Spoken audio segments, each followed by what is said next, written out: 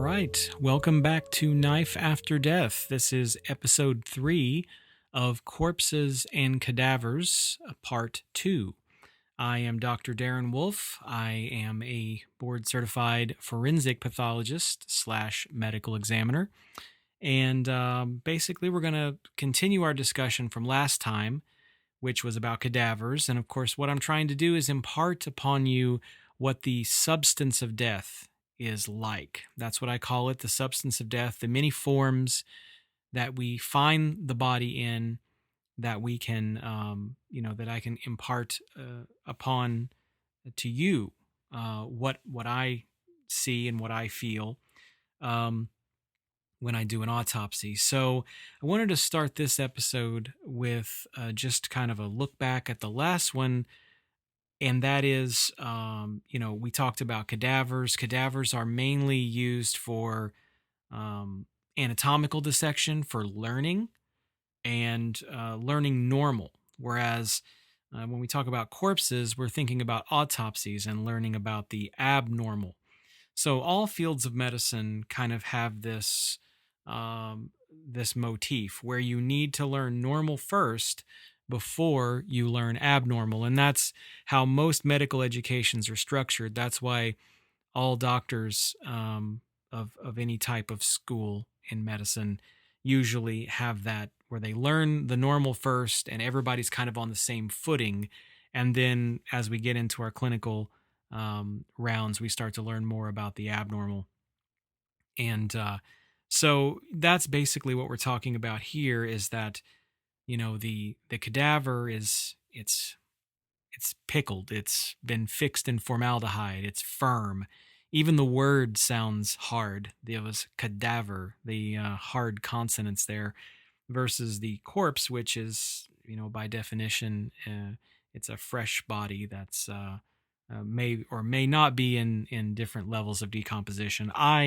When I speak of the corpse, of course, I could mean both, but for the most part, I'm talking about the freshly dead, somebody who's only been dead for a day or two, and then you perform an autopsy. We will talk more about the other substances of death, which would include decomposition. That's going to be the stage past the corpse. Now, a decomposed body is still a corpse, but it has a different feel and definitely a different smell. And we're going to talk a lot about decomposition on this podcast, but I don't have those episodes slated immediately. We're gonna do that a little bit later when we talk about some more basic stuff, and then of course very late decomposition, where what we have left is mainly bones. So this would be almost like a forensic anthropology type thing. There is some overlap between what I do and then when we bring the forensic anthropologist in to look at the bones and make determinations. So we'll definitely do episodes on that as well. Before we get too far into today's episode, I wanted to answer a couple of questions generated by the last episode. Now, this is something I might do in the future, where I start the new podcast kind of addressing old issues, or I may aggregate the questions and comments and do a mini podcast episode where I simply address these many questions or comments that I get. Unfortunately, I get lots of questions and comments. And by the way, not unfortunately, but the unfortunate part is I can't answer them all, because I would spend all day just answering questions if that's what I had to do. So the first question is kind of funny. Somebody said, actually multiple people said, of Corpses and Cadavers, did you kind of take that as a play on Of Mice and Men, which is a novel by an author named John Steinbeck? Many of you probably read it in high school English or something. And that book was written in 1937. The truth is, I actually love that book. That is one of my favorite books. And on subconscious level, I probably did take Of Corpses and Cadavers from that Of Mice and Men title. But certainly, I think mine sounds a little more interesting. The second question was, and this is great too, because these are from the people who are listening through Apple, through iTunes. Had people message me somewhat panicked and saying, Dr. Wolfe, it starts at episode 2. Where's episode 1? And I have to tell you, nothing makes me more upset than something that's misnumbered like that. But what happened was when I uploaded the initial podcast, it was in the wrong format for a couple of the sites that I do podcasts on, which would be Google and Spotify. And so what I had to do is I had to delete the first one and upload a new one of the correct format. And what that did was it got the numbering off at Apple, but nowhere else, because Apple will accept the original format that I had put it in. So it took it as I deleted an episode. Um, maybe I would have liked to have been more mysterious and said, yes, there's a secret episode out there which only certain people can hear. But unfortunately, I'm not that cool. Maybe I'll do a special one just for Apple listeners to kind of alleviate that angst from seeing the podcast start at episode 2. Or number 2, it actually started at episode 1. So for Apple listeners, you have not missed anything. Don't panic. Now, one correction I wanted to make from the last podcast was when I was talking about dermatologists and other doctors back in the old days performing autopsies, because now it's pretty much just pathologists and mostly forensic pathologists. But I had mentioned that back in the old days, there were doctors, even like dermatologists, that performed autopsies.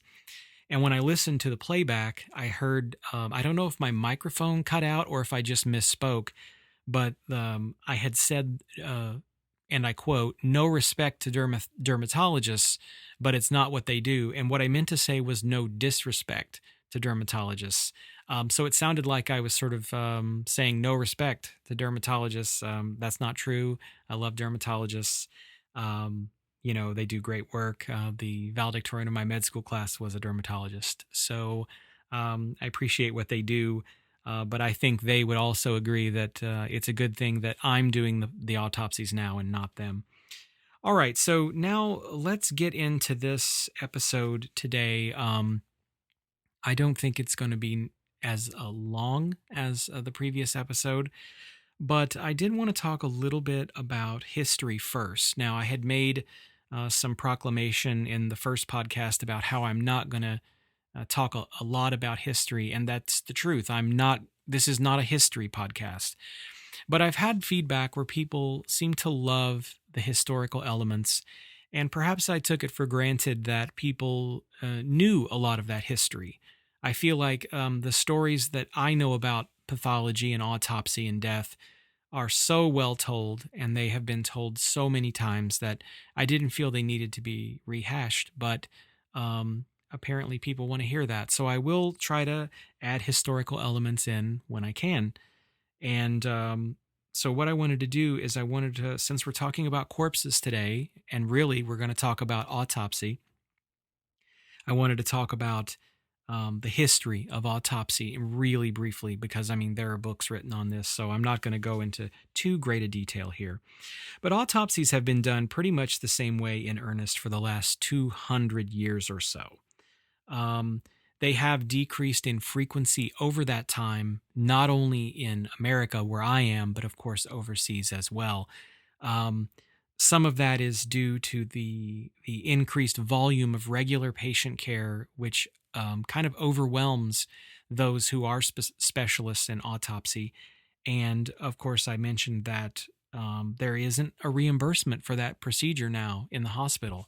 So autopsy pathology, was something that was very big in the 1800s and early 1900s, and an awful lot about what we know about modern disease and old diseases, of course, were gathered by those autopsy procedures. That's how doctors learned about how their patients lived and died.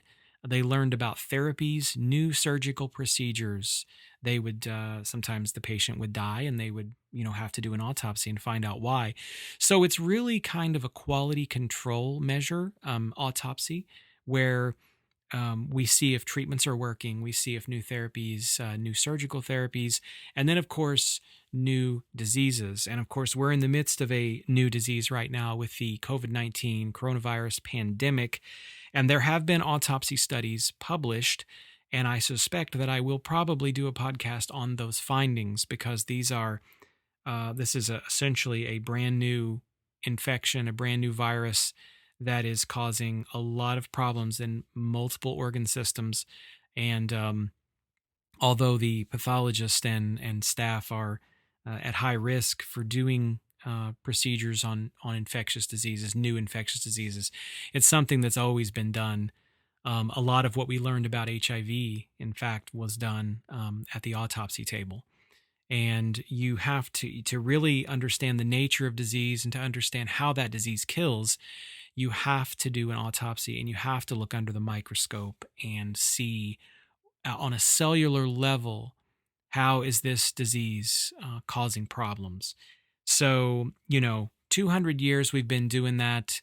Most of the medical books are written based a lot, at least the pathophysiology part, the pathology part, is based on autopsy. It's somewhat thought of as a forgotten procedure because, a lot of people they don't go to medical school to go perform autopsies. And they don't want to be a pathologist.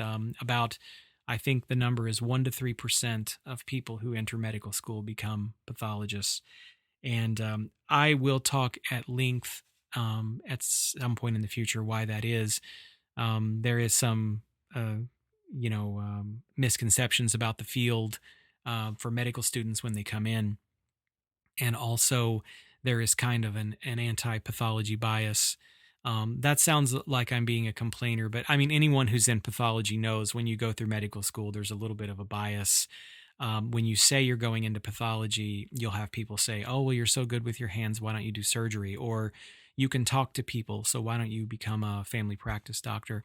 And I can talk at length about choosing a career, but ultimately, we choose the thing that we feel most comfortable and we feel best at. We feel that we can contribute to society and contribute to the advancement of medicine.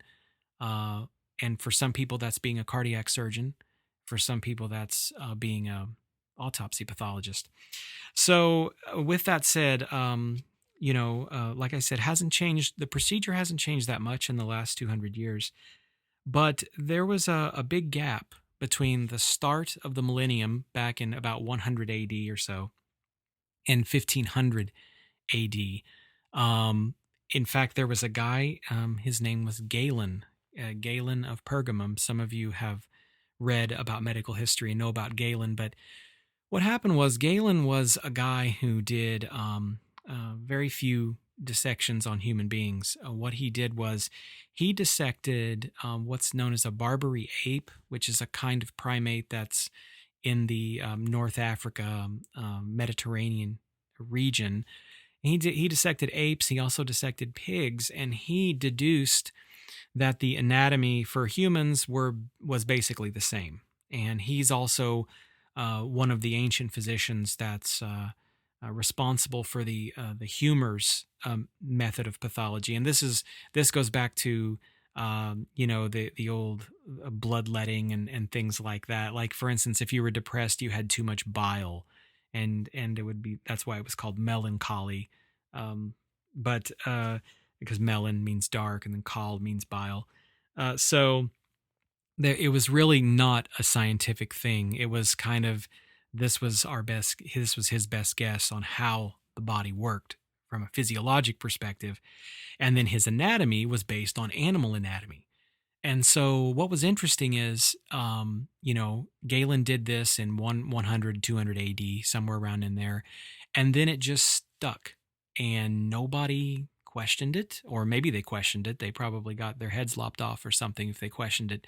But basically medicine, the knowledge of medicine and anatomy and physiology remained virtually unchanged from the year 100 or 200 to about the year 1500. And then there was a renewed interest in the human body. You can imagine, and there are many reasons for this, and some of it has to do with the Roman Empire. There have been some people kind of say that the Catholic Church was responsible for suppressing dissection.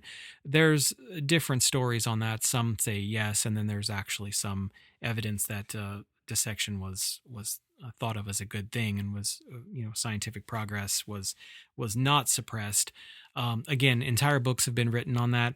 But the important part to note is that without anybody questioning Galen for 1500 years, our understanding of medicine is 1,500 years behind at that point. And so I think on a bigger scope, that's why it's important as a scientist, as a human being, to question things. Um, it's one thing to come up with a conspiracy theory that has no basis, but if you have good logical thinking about why is this process the way it is, why is this not the way it should be, that's science. And eventually, Galen's findings, fell by the wayside, and they're found to be completely wrong. Actually, there was a guy in the 1500s, and his name was Andreas Vesalius. Okay, he was in Italy, and he is known today, and probably forevermore, as the father of anatomy. And that would be nice to have that kind of a title, wouldn't it? I don't think he ever really knew how maybe important that was, but he knew that he was doing good work because he was able to start dissecting real human corpses. And this guy not only did he do this, but he produced this incredible book which detailed all of the anatomical structures of the human body, and of course he saw lots of pathology as well. He was doing dissections on executed criminals because at the time that's what was legal, is for someone to be executed. This is different from what we talked about in the last episode with Burke and Hare, who were actually killing people in order to sell them for dissection. What Vesalius was doing was legal. And anyway, he produced a book called On the Fabric of the Human Body, and that is the English translation of the book. It's actually got an Italian name. But the point of that being, he produced what is considered to be the greatest work in probably the history of anatomy. And it is incredibly illustrated as well. As many of you know, I'm very interested in art. I like to produce my own art, but Vesalius's book is incredible. If you Google it, you can see some of the images from the book. It's incredible. I would love to see a copy of that book someday. But you know, that's kind of, I think, where it kicked off for the modern medicine to get started was Vesalius. And then as we had all this understanding of anatomy and all this understanding, more understanding of physiology, we went from kind of the dark ages to that sort of Renaissance period where we were now understanding the body, and we were starting to, I guess the word would be demystify. It wasn't so much about evil spirits or too much bile or too little bile or things like that. They were found that there were concrete reasons for diseases, and that perhaps these diseases could be treated. So, from the mid 1500s all the way into the 1800s, when the really great work in medicine started with a German pathologist named Rudolf Virchow. If you've read that name before, you may have pronounced it Virchow. It's not Virchow, it's Virchow. And his name comes up a lot in medicine. He's not only an incredible physician, pathologist, but he was also an incredible guy. I mean, very interested in politics and advancement of public issues and things like that, and healthcare issues. So, and he was way ahead of his time. But anyway, Rudolf Virchow, he is the guy who started looking at tissues under the microscope. And he is the one who started to formulate the cellular basis of disease. Okay, and this is something I'm going to come back to over and over again as you listen to my podcast, and that is much of what occurs from a disease perspective begins inside of the cell, and that's why looking in the microscope at the tissues is so important, because we can see cellular changes there, which will portend or will indicate the disease process. And so Virchow in the 1800s was the guy who kind of set us on that track to where we are now. And so much of what we can do is now based on that. And so, looking under the microscope at tissues is something that's been done for a while. It is kind of a classic thing to do. Now the advancement of microscopy it's kind of gone in the molecular route. I shouldn't say that it's gone in the molecular route. It's heavily reliant on looking in the light microscope with your eyes and drawing conclusions. But there's also a lot of tests, immunohistochemical type tests, and also molecular type tests, which are really bringing this field into the 21st century and beyond. We'll talk about the future of pathology, both on that level and, of course, the autopsy level in future episodes. But ultimately, all of this comes down to scientific curiosity. That is really the basis of all of this, is not knowing something and then finding a way to get those answers. And so I, talked about, the first the autopsies that Vesalius did, and then some of these rudimentary dissections that Galen did. But, I like to think about like the first autopsy, the very first autopsy that was ever done. And that was probably done in prehistory. If you look through the records and you sort of study the literature, there are descriptions of postmortem exams and procedures of removing flesh and things like that in China and India from thousands of years ago. Even long before Galen was doing his thing right at the turn of the millennium there. Um, but this is what I'm speaking of, and when I say first autopsy, is before any of this, before any written history. And I'm talking primitive man, because, if you think about it, if you think about primitive man, it doesn't really matter. I'm not going to speciate from an anthropological perspective and say it was Homo erectus or, Australopithecus or something like that. But the the idea is that we have inherent in our minds, in our brain somewhere, um, the notion to become curious and to try to solve problems. At least, it seems that we do have that. I know today in this modern world, there is a high degree of what I would say is incuriousness, that people don't want to know why things happen, or maybe they just simply deny it happens altogether.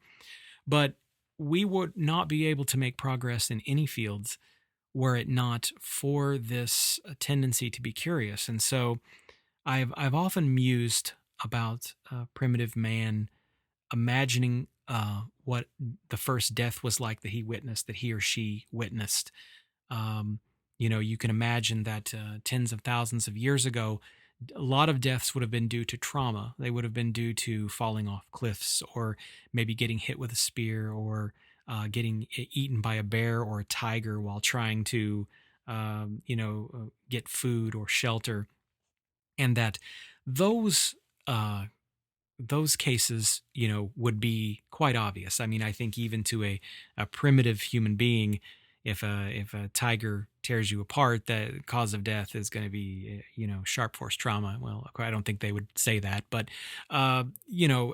that's quite obvious. What I'm talking about, though, is imagine a situation where I always picture kind of this primitive, prehistoric campfire, and people are sitting around it. Perhaps they're eating, and then one of them clutches his chest, falls over, and then the rest wonder what happened.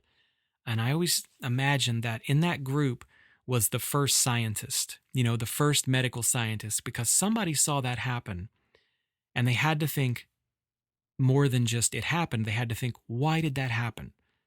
This person was eating, maybe it was due to what he was eating. Maybe we shouldn't eat that anymore. But eventually someone decided to open the body. And of course, primitive man for a couple of million years has been using stone tools. Some of those tools quite sharp. Some of those tools used to remove meat from animals that they were killing. I would imagine that many times there were primitive autopsies where, even obviously no medical training involved, you can tell that something went drastically wrong. For instance, if you, for someone who's had a ruptured aorta or ruptured heart, ruptured myocardium, the cause of death is obvious the moment you open the chest. And so I always feel kind of connected to that primitive level of curiosity when I do an autopsy. And that's why in this particular episode, I kind of wanted to recount for you my first autopsy. Now, I'm not going to go over every single solitary detail, although I do remember pretty much all of it. It had that kind of an aura to it that it just stuck with me. I mean, the lighting in the room, the degree of lighting, the everything that was on the walls. I mean, it's just crystallized for me. And I think that those most important impressionable moments in your life is something you'll always remember. And so what I wanted to do is I wanted to read something that I wrote for a magazine article, and it was about a decade ago actually, and it was about this very topic. The magazine article was called "To See for Oneself," and it was about the history of autopsy. And so, while I don't like to do scripted stuff mainly for these shows, I will occasionally do scripted stuff because I have done. I am somewhat of a, I guess you would say, an amateur writer, and every now and then things are phrased just so, and I feel like that those scripted things could maybe tell the story a little bit better. So I want to read a very short passage from this article, just the intro, and kind of talk about this first autopsy. On a gray November morning during my pathology internship, I stood alone in the morgue of Indiana University Hospital amid the gentle buzzing of fluorescent lights and the steady drip of a faucet into a stainless steel sink. A recently deceased woman lay on the metal table, her skin pale yellow and smooth. She still wore earrings, a wedding ring, and makeup. Plastic tubes and IV lines protruded from her body, the last throes of medical intervention. With a sense of awe and excitement, I readied myself to perform the ancient ritual of autopsy. Although I had seen dying patients as a medical student, I had not been the lone person in a room with a dead body since dissecting a cadaver in my first year of medical school. There is the stillness of inactivity, and there is the manic stillness one experiences at these moments. Adrenaline amplified the physiologic responses of my body. I became aware of my breathing, the rushes of warm air crinkling my paper surgical mask, and the thumping of my heart as the pace increased. Although the body before me was now as unfeeling and inert as any other inanimate object in the room, I sensed the life this woman had lived. As a young wife, daughter, perhaps sister or mother, now mourned after a long battle with disease. I struggled to let go of my innate aversion to death, accept its finality, and separate the person from the body that remained. Focusing on my task, I performed the standard external examination, the pathologist's counterpart to the traditional physical exam a family doctor, internist, or surgeon might perform. While preparing my opening cut, I found a prominent grapefruit-sized lump where the shoulder meets the upper chest. I steadied my hand and pressed the blade against the skin, puncturing the epidermis and the deep soft tissue until the scalpel hit bone. The skin retained enough elasticity to recoil from my blade, and I quickly completed the series of cuts to create a Y-shaped incision on the chest and abdomen. I examined the tissues of the chest wall, which revealed a fleshy mass of disorganized white tissue that extended from within the breast into the underlying skeletal muscle and ribs with an implacable grip. This was the nature of cancer, perfectly illustrating the etymology of the word from carcinos, meaning crab. The name was coined by the great Greek physician Hippocrates, based on the tendency of infiltrative malignant tumors to spread in a stellate finger-like projections that resembled a crab's legs and claws. The word autopsy, from the Greek meaning to see for oneself, expressed my experience here, developing my understanding of malignant tumors with my own eyes, a skill I would cultivate for the remainder of my career as a pathologist. It was a humbling episode to see such a personal, flagrant, and advanced display of this illness in a woman of my own age. I felt honored to be the only one to lay eyes and hands on the very substance of the disease that had brought this woman to her death. I also felt a sense of connection with the physicians of eras long past who took the leap from merely observing the surface of a body to seeing what was within.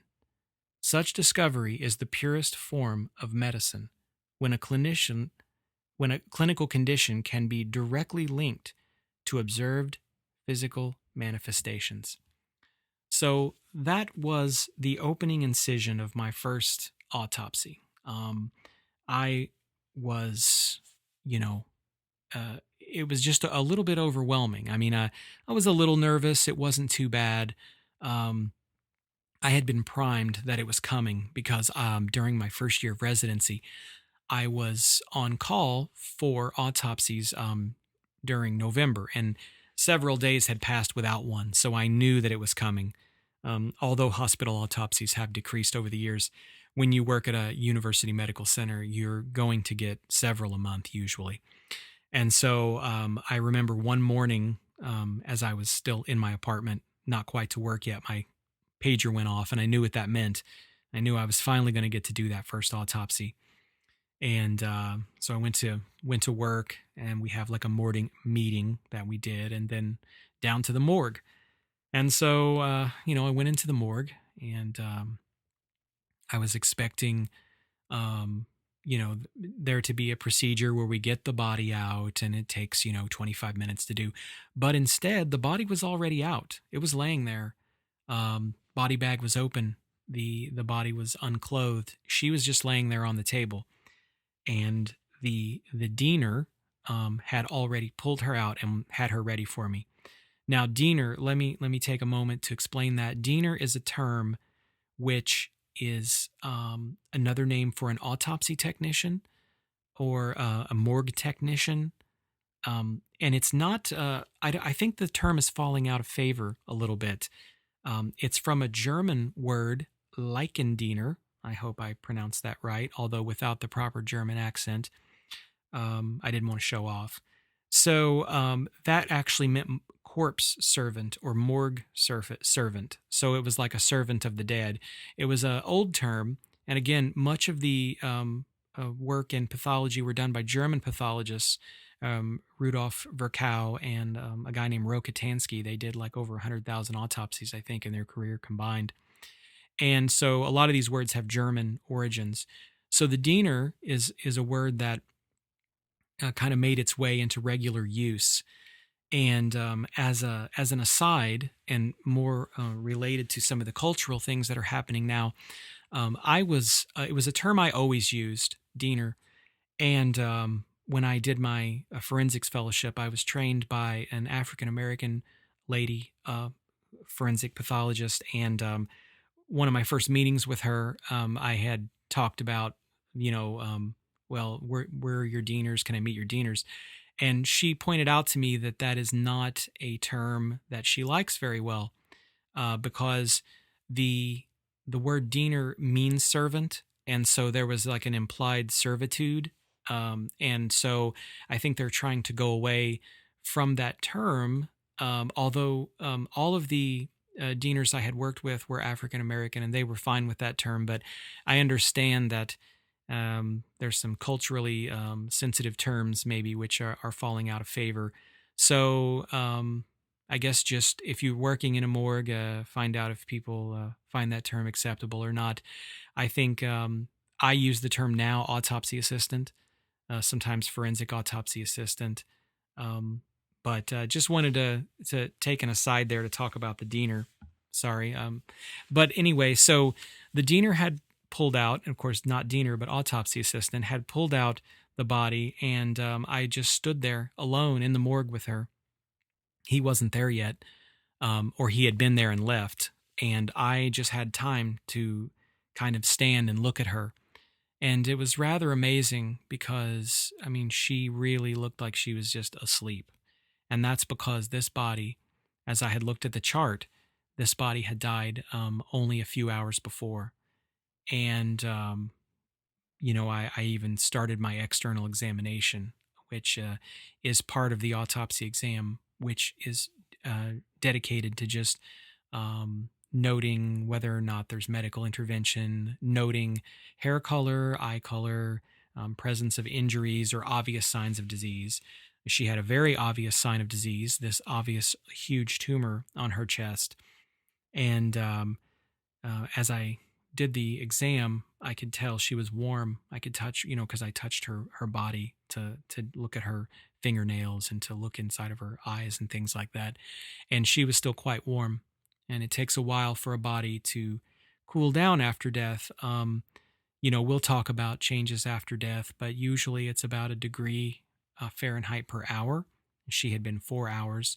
But there's also some bodies, particularly if they have fever before death, the temperature will not go down as quickly, or sometimes due to the action of bacterial metabolism, the temperature will actually increase.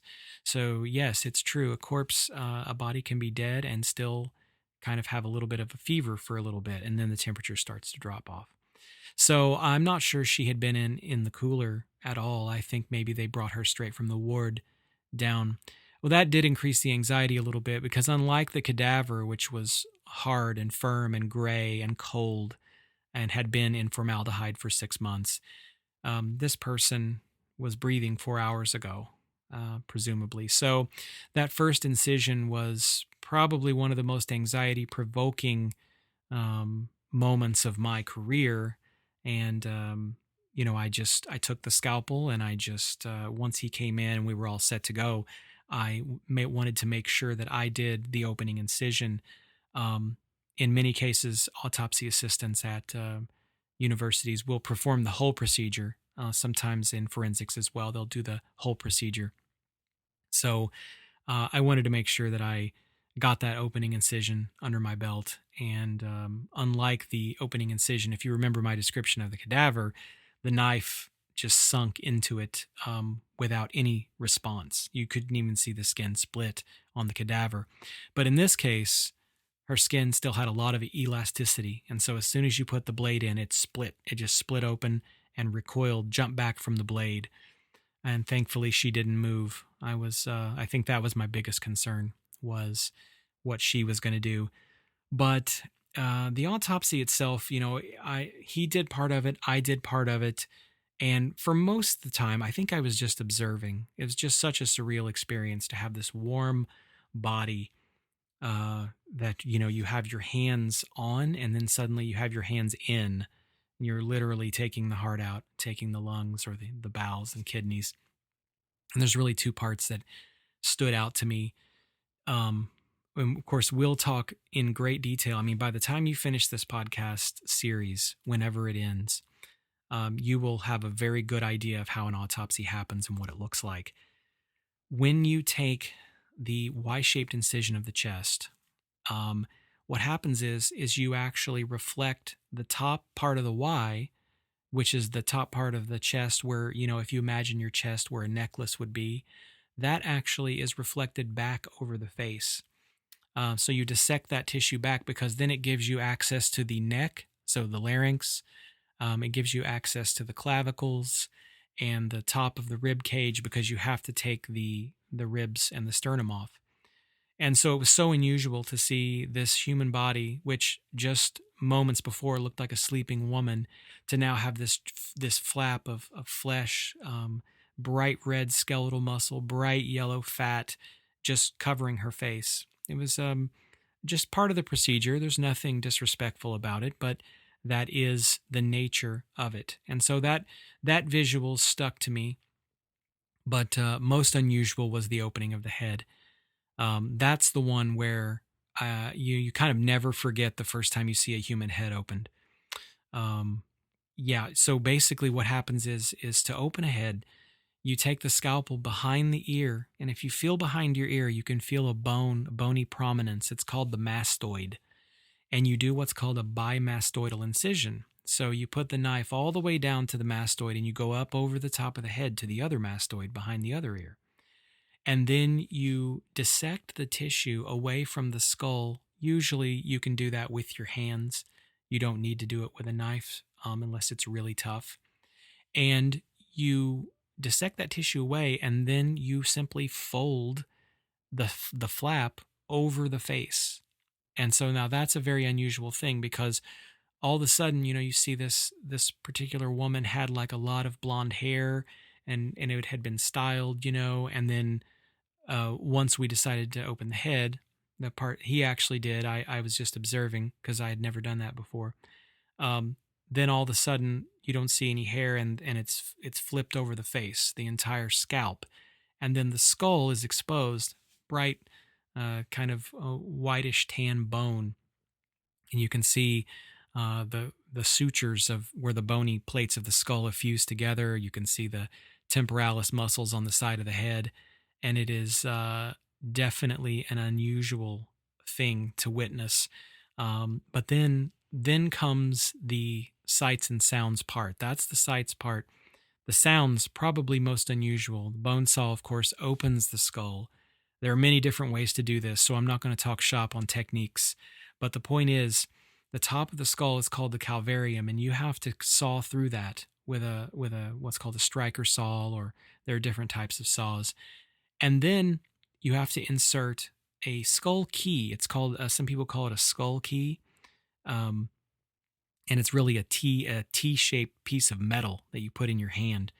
It almost like you would do with a wine cork. But anyway, you put the skull key in the groove that you've cut with the saw, and you turn it. You literally turn it like a key, and the pop sound that it makes when the calvarium is liberated is very unusual.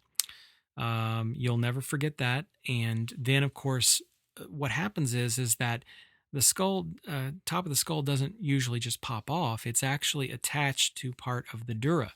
The dura mater is the lining of the brain, and the outside of it serves as the periosteum, or the lining of the inside of the skull. So then you have to pull the calvarium back, and it produces this like ripping, sucking type sound. And so, at that point, there was some, I think, shock on my part, because I really didn't know how a head was opened. But that made an impression on me. And of course, now I do it all week, every week, and I don't even think about it twice. But the first time you do it, it's pretty stunning. I've been meaning to put up a series of dissection type videos on my Instagram and or YouTube, but how the pandemic has caused a problem, because I don't want to set up camera equipment or get up my phone out and start filming and things like that, when we may have potential, COVID air, dust coming off of bone saws and things like that. So hopefully, if things get a little more in line for this pandemic, and it, hopefully goes away at some point, or we somehow find a way to get past it, then I'll start to produce more of those videos. That was going to be one of my aims for 2020, was producing more dissection videos. But you'll get to see a nice professional looking removal of the skull and many other parts of the body of the autopsy. That will be kind of a second part of what you're listening to now. You're hearing the verbal part, and then you'll be able to watch the visual part. So, there's a lot I could say about the first autopsy of my own, but I think that covers it pretty well. I know this will probably generate a lot of questions, but ultimately, it all goes back to that scientific curiosity that I talked about. You're kind of in awe and horrified at the same time when you do your first autopsy. And, to me, the autopsy is the clearest expression of scientific curiosity in medicine. If you think about, Newton had his apple, but the medical examiner has the corpse. And at its root, this process and this podcast and everything we talk about is all about scientific endeavor. I mean, as we've gone over many times, the word autopsy means to see for oneself. And so it is, in a sense, about obtaining a form of truth. Sometimes it's to see for oneself, but also another translation of that word is to see oneself. Because when you do an autopsy, you're also seeing what you look like on the inside. And you also muse about, well, what diseases might I have that I don't know about? And so, that's, I think, why I like forensic pathology so much in this form of medicine, is that it's so scientific at its core. It's all about obtaining truth through making observations and then drawing logical conclusions based on that. Because, that the truth doesn't always come in the form of facts, but I find it comforting when it does. I could talk a lot about the nature of truth. I think in some ways, truth is being made to be subjective in the scientific realms. That we should in fact always question science. But if science can produce the backup, can produce or can have reproducible results, and the data is good, then your ability to assail it goes away. And so I think that truth can be related to emotional things. For instance, you might know that you love somebody, but you can't prove that objectively, but you know it in your heart. Well, I'm in the business of finding things objectively and observing with my own eyes and producing results based on those facts.